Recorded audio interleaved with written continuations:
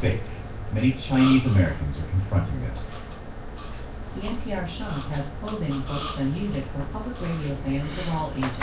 Support the programming you love with a purchase at shop.npr.org. Everyone loves hugs, right? Oh, no.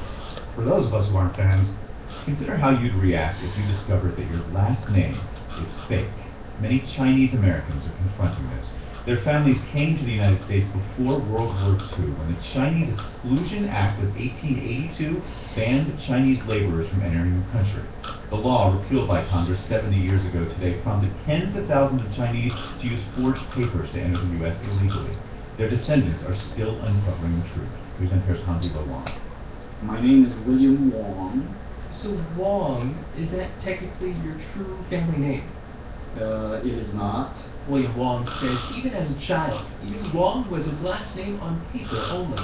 It was the name his parents had to buy because his mother immigrated from China during the Chinese Exclusion Act, pretending to be his father's sister. We knew when we were growing up in Oakland's Chinatown that we were a G family. One of thousands of families made of paper sons and daughters, called that because they were the children of Chinese American citizens, just on paper, fraudulent papers with false names. Cam Saw Kwan was her assumed name. Felicia Lo's mother was a paper daughter who was born in China and came to America in 1937. She impersonated an American-born Chinese girl who, unbeknownst to immigration officials, was already dead. Lo's father lied too, a paper son who legally reclaimed his real family name, Lo, when Felicia was 6. It was absolutely confusing. My father explained it was for business reasons, but how could any 6-year-old know what that means? Did your father wanted you to know everything you found out? I think that he probably did not. Byron Yee began researching his father's family history almost 2 decades ago. It helped inspire his one-man stage show called Paper Son. It was a game. Coming to America was a game. And the Chinese knew they were playing the game, the Americans knew they were playing the game. Growing up in Oklahoma, Yee didn't know much about his father. He had died when Yee was just 11 years old.